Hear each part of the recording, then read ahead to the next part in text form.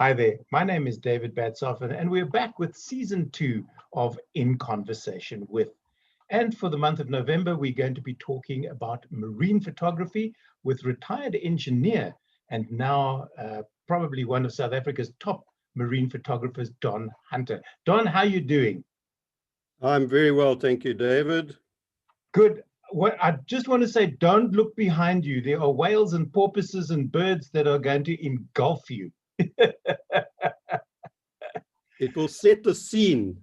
Great stuff. But now, you weren't always a photographer. You're an engineer. So how did you transition from engineer to photographer?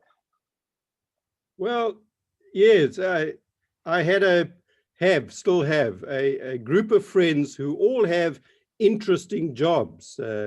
They are all botanists or zoologists or authors, and they sit around the dining room table and they talk about these wonderful things out there.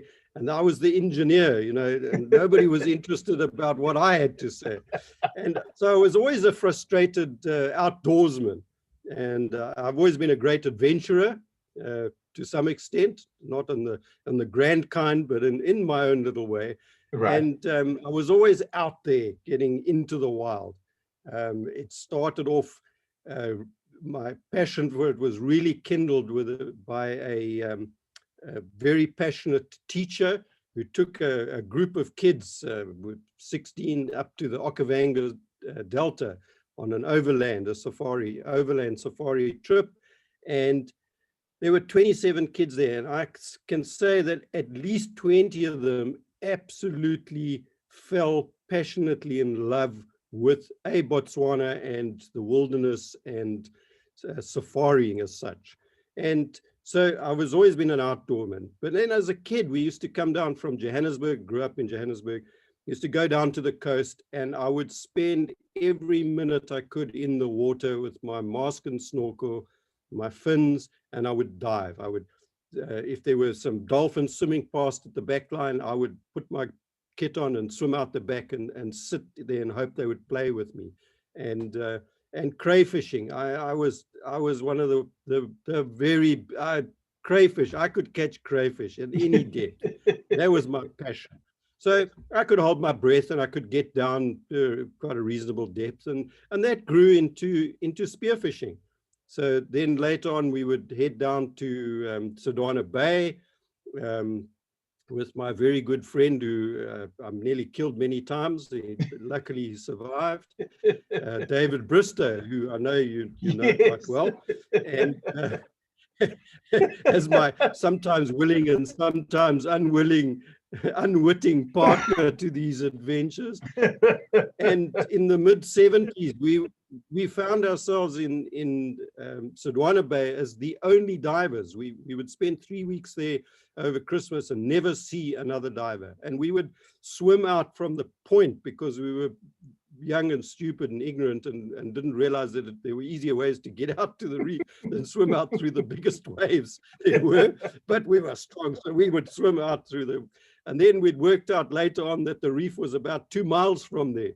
So then we would walk down the beach with our weight belts and wetsuits and then dive off there. And we'd spend 6-7 hours out at sea floating around and not really shooting a lot of fish. We were actually more there to look and observe than to actually shoot fish.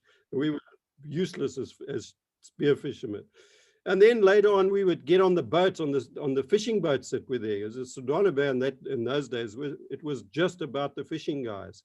And they would go out in their fishing skis, and we would hitch a ride, and they would chuck us off a couple of kilometers out to sea, and we would spend the day floating around out there, seeing what we could do, and diving down 20-25 meters to the bottom and looking around. And we did that for many years. And then, of course, I got old and tired. So then I started scuba diving. And so, yeah, I've always played around with photography. It was always an interest of mine, but I never had the time. I had a serious job, I had a family, and it was just too many things. I was also a bit of a sportsman. So I did rock climbing and I played mountain biking and all sorts of things. So there wasn't really enough time for that. But then 5 years ago, I retired, and I said, now's the time to get into this.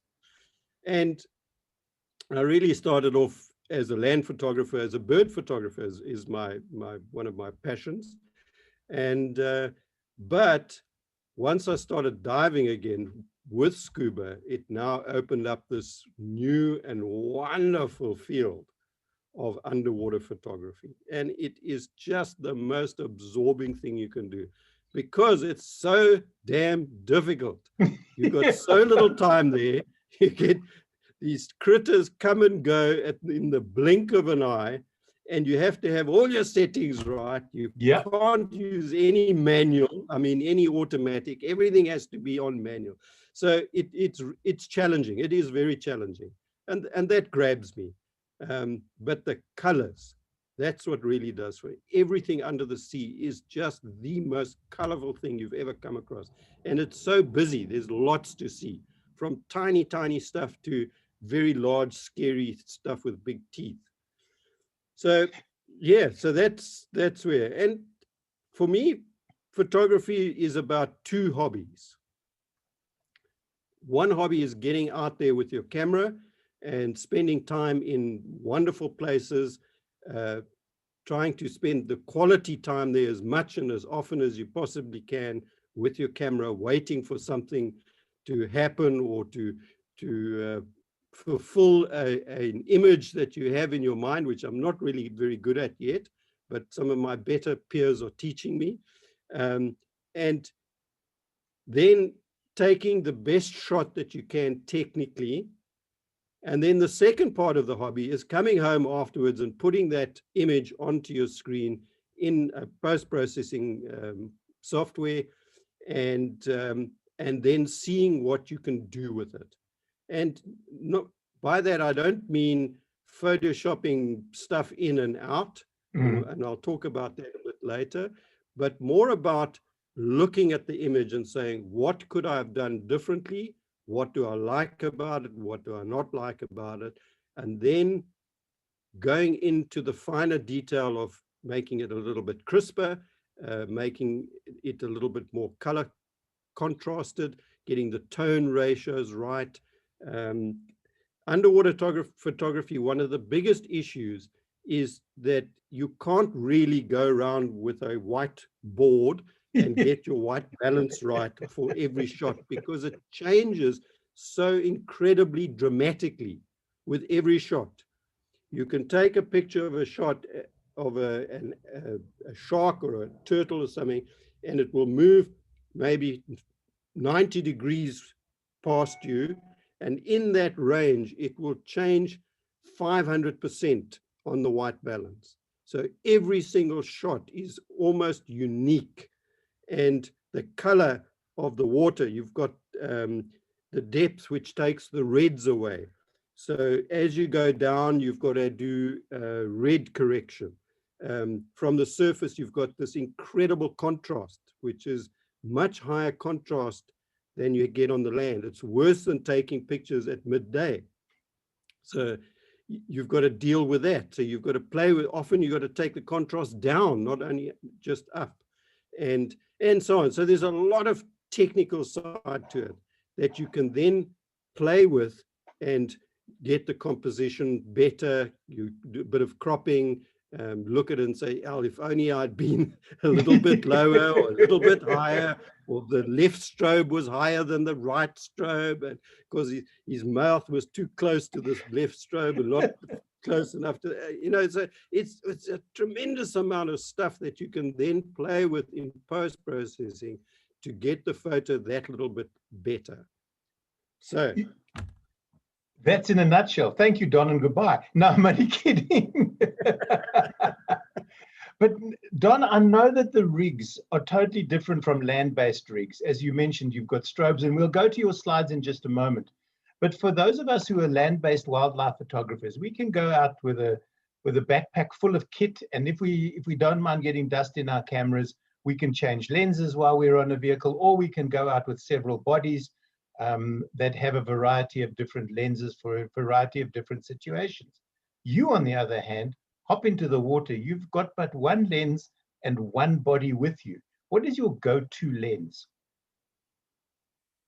All right. So there are two very distinct genres in underwater photography. And we talk about macro photographers and proper, no, not proper, what am I saying? I'll be rude to my other friend. And guys that take things of some substance, the wide angle people.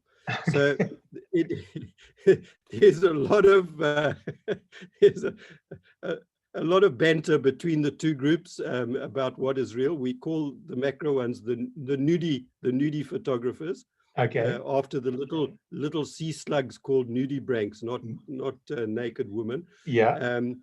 And then the people that take the proper photographs, which is the wide angle photographers. So I of course fall into the wide angle photography thing. So I'm more interested in vistas and big animals. So I'm really attracted to sharks, and I like to think that there's a little bit of a conservation angle in what I do. I post on Facebook. I have a little bit of a following, and I like to think of myself as a conservation photographer. And by that, I'm trying to educate and raise awareness of what's going on in the sea, and specifically about sharks. They're a much maligned animal, and there's still a large crowd of part of the population out there that thinks that they should just be exterminated. And but anybody who knows anything about the great need of biodiversity and the intricacies of the food chain know that apex predators serve a very, very important function. And if you take them out, it upsets everything. Yeah. And really, there are very few sharks that bite people. Most sharks do not bite people. And you can interact with them over and over and over again without any great danger to yourself. And I try and bring that aspect into what I do. So, yes. So let's so let me start with this background. I want to talk about this background. Please picture, do. Because it is one of my most famous land photographs. And I'm just going to move aside a little bit so you can see it properly. So it is a scene on the sardine run, which a lot of people will have heard about. It's the annual migration or swim of billions of sardines up from the deep south, from the Alford banks. They come up and they stream up the cold counter current, which runs against the land, and it comes all the way to Durban. And it pinches tightly against the land in the Transkei. And coming with that are whales and dolphins and a predator load that is something to behold. It's just absolutely wonderful. And this picture behind me was taken in Algoa Bay off a dive boat, and it shows a pod of some 2,000 common dolphin. We counted somewhere between 8 and 12 Bryde's whales, and a good 5,000 gannets, and they're all feeding on this large shoal of sardines, and it's chaos. It's absolute chaos. And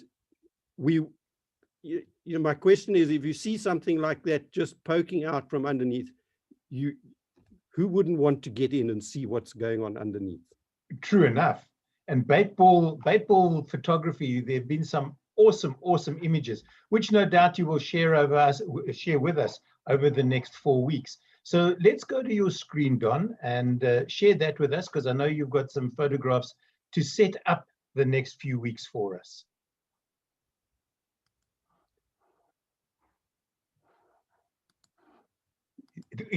There we go. It all gets very tense round about now.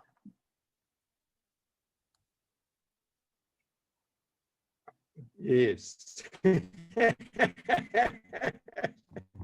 whether the little bit of practice came right. Yeah. All right, so just an introduction to me. This is always an issue, you know, Don, for photographers, because we don't have pictures of a little ourselves. sign popped up that said the network is unstable, so we hold our breath. Yep. Yeah, here's a picture of me underwater taking. Yes, so this one, as you can see, is taken by a good friend of mine. It was in the Maldives. At the beginning of the kindly lent me that image. Yes, I have very few images of myself underwater. Yeah. There was another one he took of us photographing the nurse sharks in the Maldives. And here's one coming kind of close over the top of me. Do nurse sharks have teeth, though? Because it looks like it's left its dentures at home. A nurse shark is actually more closely aligned to rays than to sharks. Okay. So it has a set, not sharp teeth at all. So it is completely harmless to people. But they get quite big, as you can see. Yeah. But they're curious. They just come around, but they eat crustaceans and stuff like that. Okay. So yeah, nice looking thing. Or they could gum you to death. Yeah. So I'm interested in your rig, because I'm sure people who are watching, who are thinking of thinking of doing underwater photography, that's what you need, people. Try taking that on a plane with you when you're flying overseas. Don, what does your rig weigh? All right, while we wait for Don to get back to us, he did mention that the connection... Well, never mind that, trying to swim against a 3-knot current. I haven't actually weighed it, but it must...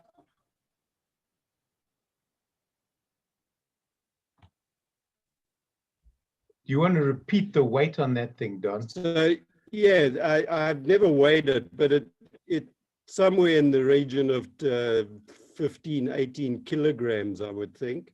Okay. It's not something that you're going to carry. And yeah, it's a heavy beast. The little camera inside which is a crop sensor camera. Mm. And the reason that I use that is because one of the very best underwater lenses ever made is the Tokina 10 to 17 millimeter fisheye. So I started with that on a lower grade Nikon camera because I was worried about flooding. It's one of your big concerns when you're an underwater photographer, is that you forget to put your O-ring in properly and you flood your camera, and that's game over. You buy a new camera. And so I started with a inexpensive housing made by a very clever fellow in Durban, and with a D7000 and a bit later 7100 on it, with this lovely Tokina lens. And when I wanted to upgrade,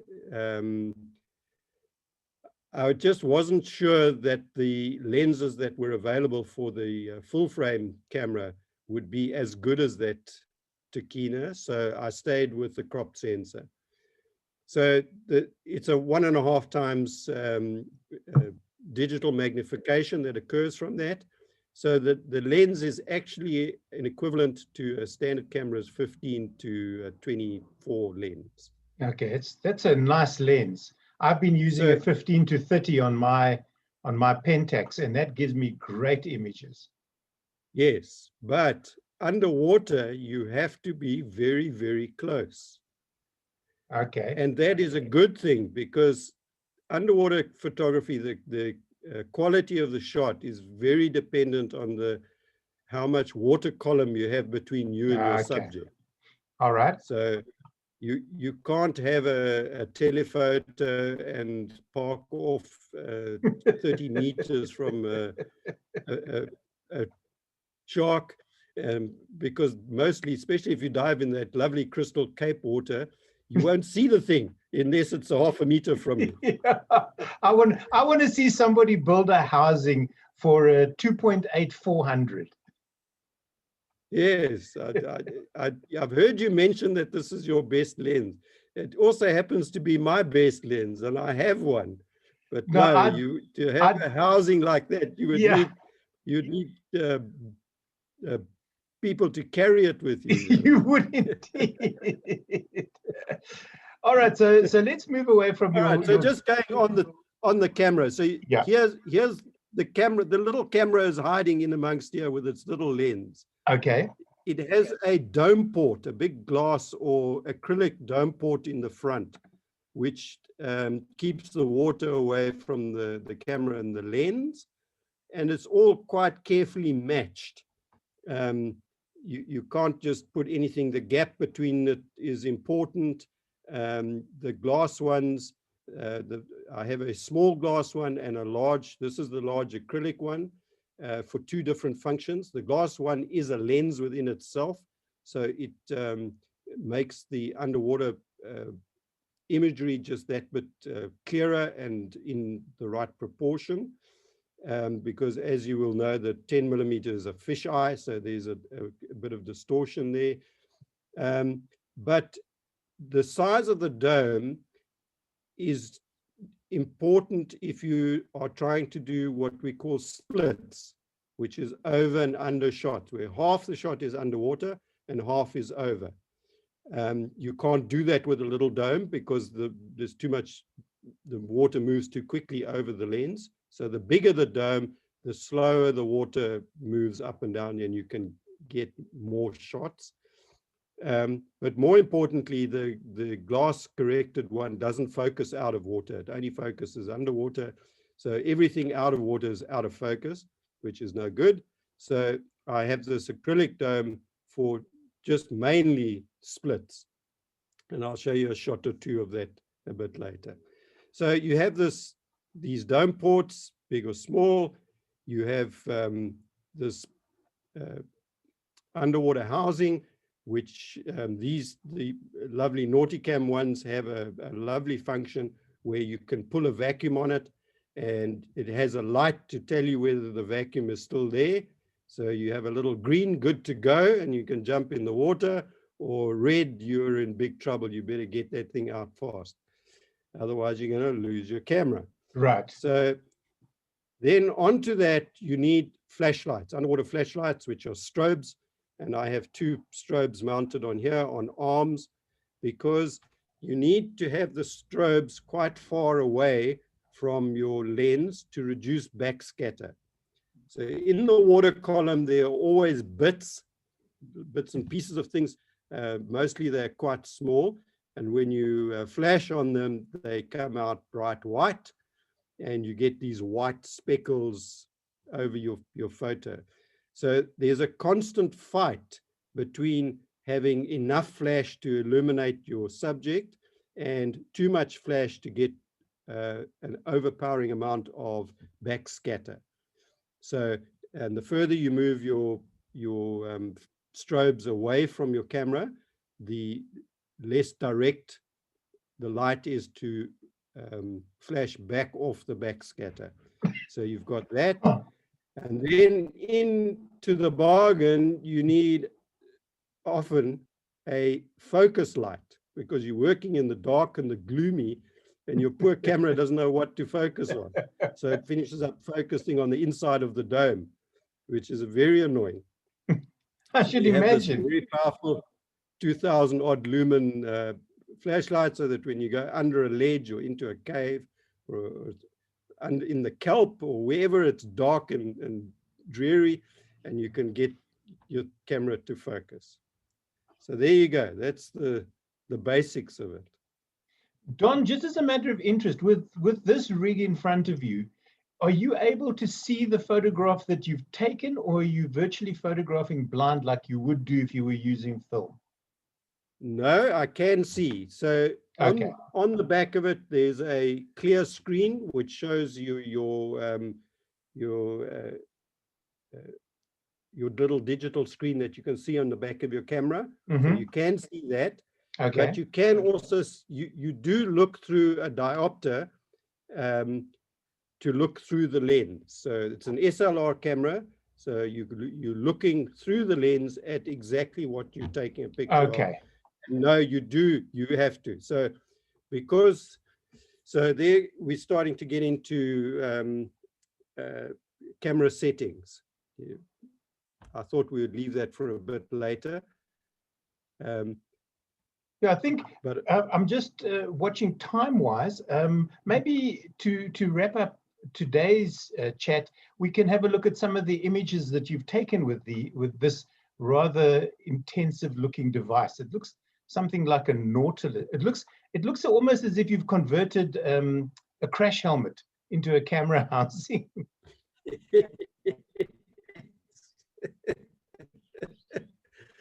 Well, therein lies the thing, is that when you're trying to chase whale sharks around that swim at about 3 to 4 knots,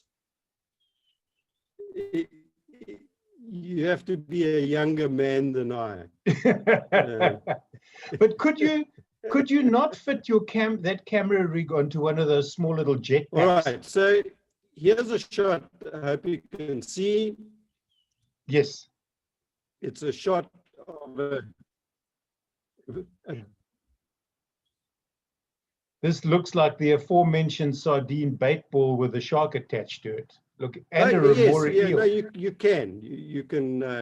It has crossed my mind, but bear in mind, when you're scuba diving,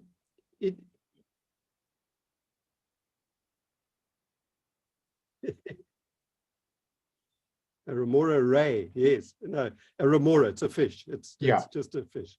So, yeah, you could look after while you're trying to take photographs. Scuba gear to watch your time, your depths, and you breathe properly and keep your mask from fogging up and swim after these animals, and with your camera, and then having a underwater scooter as well. It all adds to the complexity of this game. So this shot is not on this line at Umkomaas. We were actually going out to dive on Aliwal Shoal, and we saw some disturbance in the water, and a couple of terns were picking off little fish from the top, and I managed to get the skipper to divert, and before he knew what was going on, I was in the water with my camera, and there was this lone blacktip shark working this anchovy bait ball, and I positioned myself reasonably close, as in about 3 meters away from the edge of the sardine anchovies, and wait for this guy to come in. So he would go to the other side to be away from me, and he would come through the bait ball trying to catch a couple of anchovies, and then he would pop out on my side and I would take a picture. And we did this for 15 odd minutes. And as you rightly pointed out, there's a sucker fish, or a remora, which is a sort of parasite. He hangs around and attaches himself to sharks and eats the bits and pieces that the shark misses.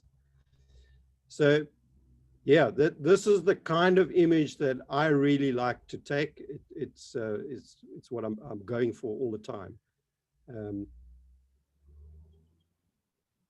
But there doesn't seem to be, with all these anchovies, Don, there doesn't seem to be a pizza in sight.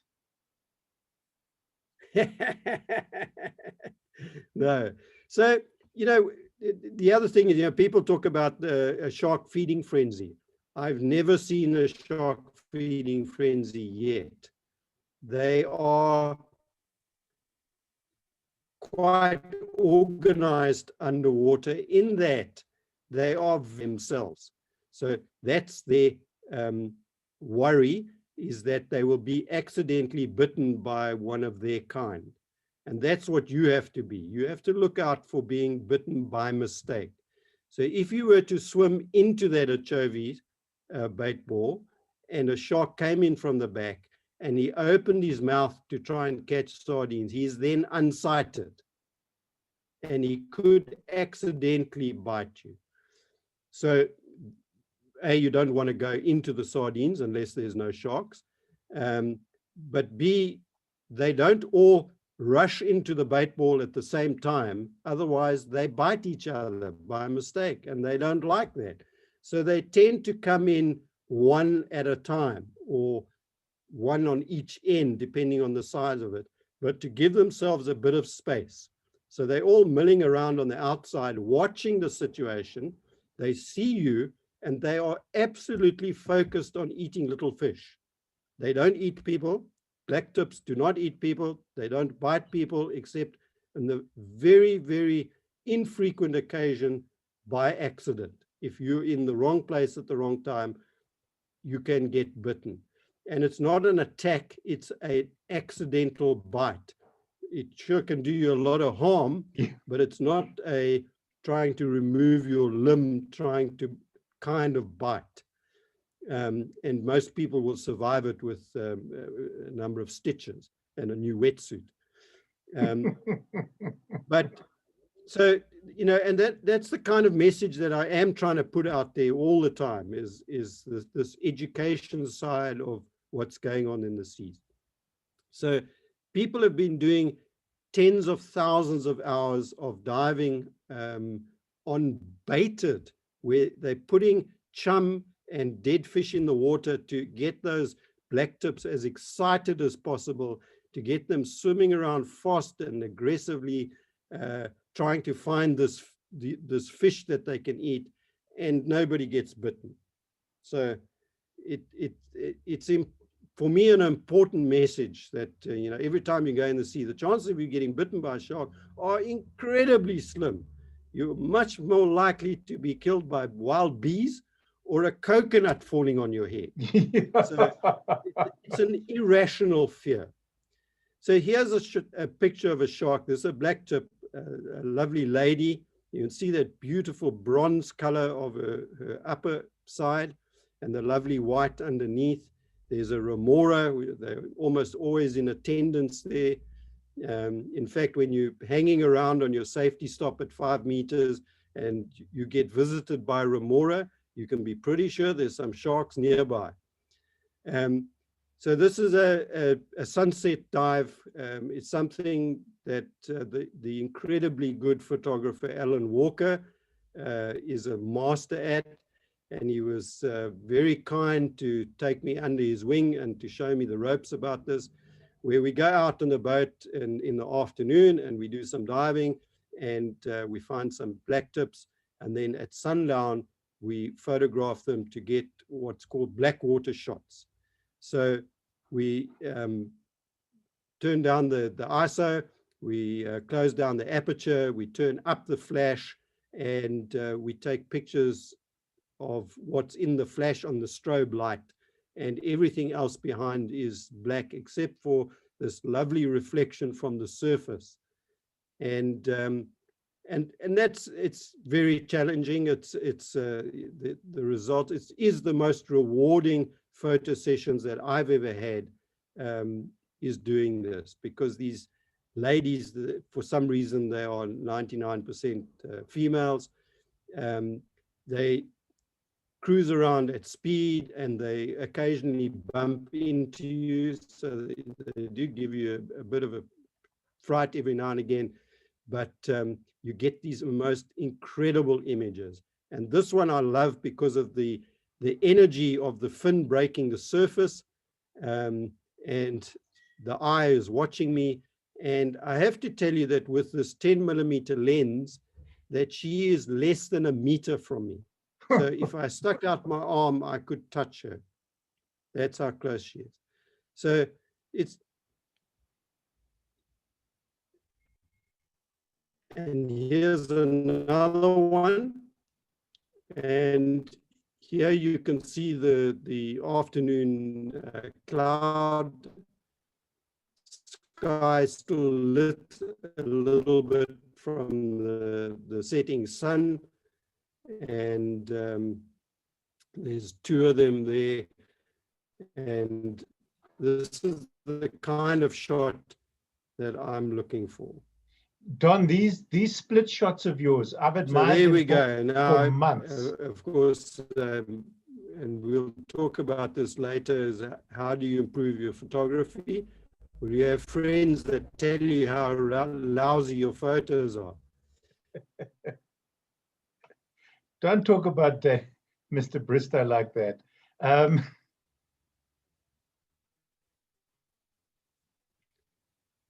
Right, so this is not a proper split shot because everything is under the water, but I'll get to some splits in a minute. But this is a lovely lady and her attendant Remora, and the twin is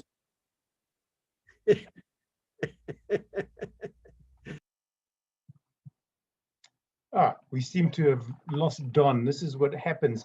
He's down in St. Francis Bay. I will continue. Hopefully he will come back to me. Otherwise, this will have been in conversation with Don Hunter. We've been chatting about underwater photography and all that it involves. Don will be with me for the entire month of November. Don, I lost you there for a second, and I'm going to use this opportunity to wrap up this particular edition of In Conversation With. We're going to be with you, as I've just said, for the rest of the month, and hopefully the signal will be a little bit better. So, Don, if we can go back to full screen, I want to save this particular picture for the opening of next week's edition, and I'm hoping you can hear me. There we go. Yes, I can. Okay, so we'll save that image because that image looks stunning. And as I was saying while you disappeared, I've been watching your stuff on Facebook for several months now, and I am in awe of your work. I really and truly am, because wildlife photography on the land is one thing, because you only got to worry about what's in front of you, or if you're a birder, what's above you, whereas underwater, it's 360 degrees and there's stuff all around. And as you said at the beginning of this particular episode, there's stuff that can bite you when you least expect it. So thanks very much for setting the scene for the month. If people want to find out more about your work, Don, A, is it up for sale? And B, where can they find it? Well, I am strictly amateur and I have never sold an image yet. So I supply images to a couple of different NGOs that do awareness and training and just putting out the good vibes for loving the seas, saving the seas and such. But I post my stuff on my Facebook page, which is Don Hunter. Don Hunter Durban will normally pick it up. And yes, so okay, that's how I do it. Great stuff. Don, thanks so much for setting the scene for this month's photography masterclasses. You will join me again next Saturday when we will pick up on that particular shark image, and we'll talk some more about how you can A, get involved in underwater photography, and B, what you look out for. Don, once again, thanks for joining me here in Conversation With. You're welcome, David. Thank you.